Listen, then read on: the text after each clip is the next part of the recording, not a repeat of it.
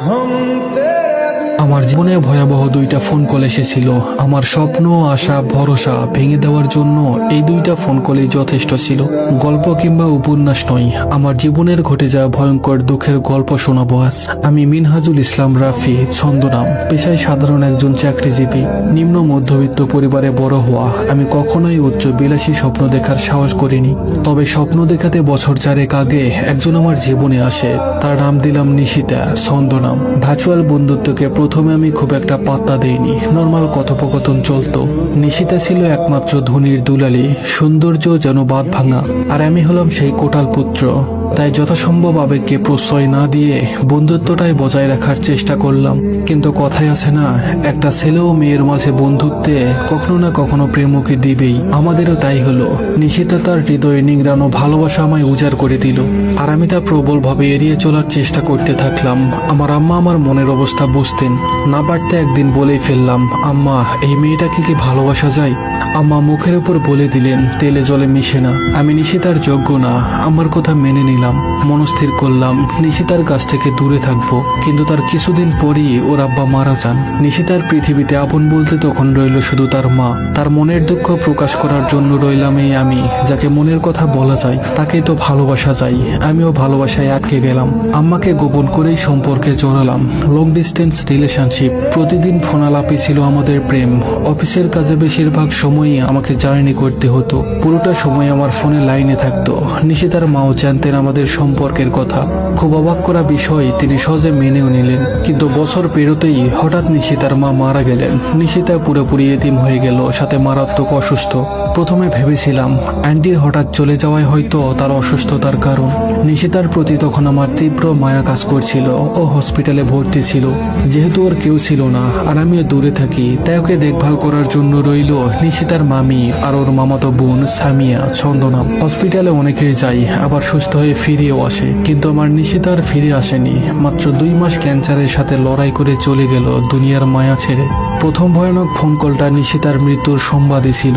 মারা যাওয়ার 2 ঘন্টা আগেও আমাকে ফোন করেছিল নিশিতা। সেই কল রেকর্ডটা এখনো মাঝে মাঝে শুনি। কি ভয়ঙ্কর ভালোবাসলে একটা মেয়ে এমন করতে পারে আমার জানা নেই। সে বুঝতে পেরেছিল সে বাঁচবে না। আর তারপরে সে ভয়াবহ একটা প্রমিস করালো আমাকে, আমি যেন তার মামাতো বোন সামিয়াকে বিয়ে করি। আসলে মানুষ যখন মৃত্যুকে খুব কাছে থেকে দেখতে পায়, তখন আর কোনো চাওয়া পাওয়া, হিংসা কিংবা জাগতিক সকল অনুভূতির ঊর্ধ্বে চলে যায়। তা না হলে কোনো মেয়ে কি পারে তার প্রেমিকের বিয়ে ঠিক করতে? সামিয়া মাত্র 10ম শ্রেণীর ছাত্রী। নিশিতা তার সব সম্পত্তি মৌখিক দলিল করলো আমার আর সামিয়ার নামে। প্রায় 10 ভরি স্বর্ণ তার মামির কাছে দিল, যেন সামিয়ার বিয়েতে ব্যবহার করে। পুরো ঘটনাটা আচমকা আমার জীবনে এমন ভাবে দাগ কাটলো যে ট্রমা থেকে আমি বের হতে পারছিলাম না। আমি যদি জানতাম ঠিক কবে ও মারা যাবে, তাহলে হয়তো ভালো হতো। নিশিতা যখন হাসপাতালে মৃত্যুর সঙ্গে লড়াই করছিল, তখন আম্মা বলেছিল আমি যেন ওকে বিয়ে করি। আমি আশায় ছিলাম ও সুস্থ হবে, আমরা বিয়ে করব। কই হলো না তো। যদি সত্যিই জানতাম ও এত তাড়াতাড়ি চলে যাবে, তাহলে হয়তো হসপিটালে বেডেই তাকে বিয়ে করে নিতাম। যদিও বা নিশিতাকে আমি তার মৃত্যুর সময় কথা দিয়েছিলাম যে তার মামাতো বোন সামিয়াকে বিয়ে করব, তবুও মন কেমন উদাসীন হয়ে রইল। কোনো কিছুতেই মনকে মানাতে পারছিলাম না। কিন্তু এই উদাসীনতাকেও প্রশ্রয় দিতে পারলাম না যখন আরেকটি দুর্ঘটনার সাক্ষী হলাম। বিনা নোটিশে নিশিতার মামি অর্থাৎ সামিয়ার মা হঠাৎ করে মারা গেলেন। বাবা তো আগেই মারা গিয়েছিলেন। এই মেয়েটাও এতিম হয়ে গেল। এবার আমার মা সম্মত হলেন সামিয়াকে বিয়ে করতে, কিন্তু বাবা রাজি হলো না। তবুও না চাইতেও আমি মনস্থির করলাম সামিয়া এখন একা, এতিম, আর তার একটা ছোট বোন আছে। এদেরকে আমি ভালোভাবে দেখাশোনা করব, সামিয়াকে বিয়ে করব। তবে সামিয়ার 2 জন বড় বোন আছে যারা বিবাহিত, তারা নিজেদের সংসারে ব্যস্ত। 2 বোনকে দেখাশোনার দায়ভার কেমন যেন আমার উপরেই পড়ল। আমি যেভাবে পারি অল্প অল্প টাকা পয়সা সময় দিয়ে ওদের পাশে দাঁড়ালাম। তবে পুরোটাই লং ডিস্টেন্স ছিল। নিশিতার সব স্মৃতি মুছতে চেষ্টা করলাম, সব মেসেজ ডিলিট করলাম, 2টা ছবি আর শেষ কল রেকর্ডটা বাদে।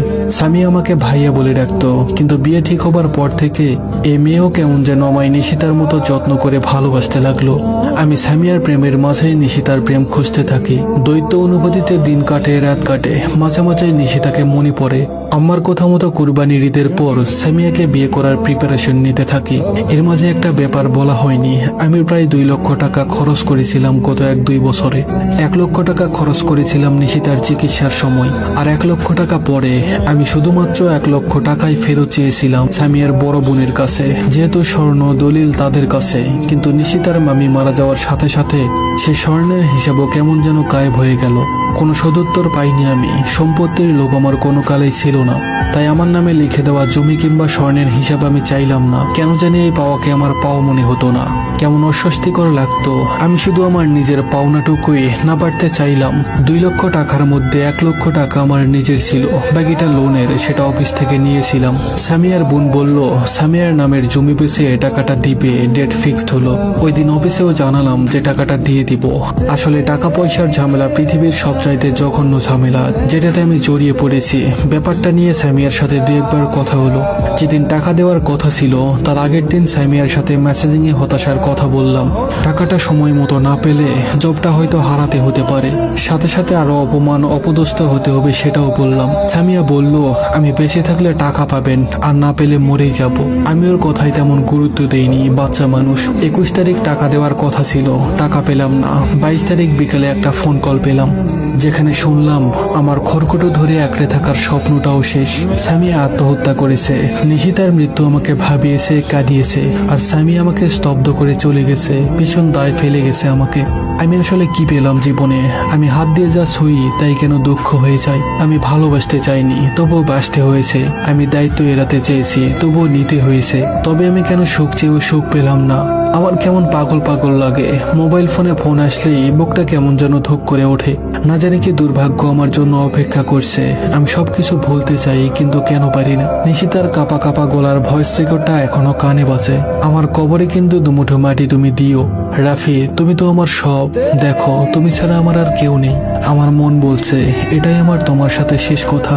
সামিয়ার শেষ মেসেজ চোখে ভাসে, আপনি নিজের জন্য বাঁচেন, ওরা আমাকে বাঁচতে দিল না। আমার একাকিত্বের সময়গুলো এখন খুব ভয়ঙ্কর লাগে।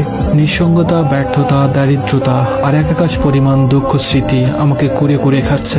মাঝে মাঝে মনে হয় আমি এ জীবন থেকে পালিয়ে যাই। আমাকে যে জড়িয়েছে জীবনে সেই চলে গেছে ছেড়ে। নিজেকেই অভিশপ্ত লাগে। মানুষ এক প্রেম ভুলতে গোটা জীবন পার করে ফেলে, আর আমি 2 মানুষের প্রেম এক জীবনে ভুলবো কেমন করে?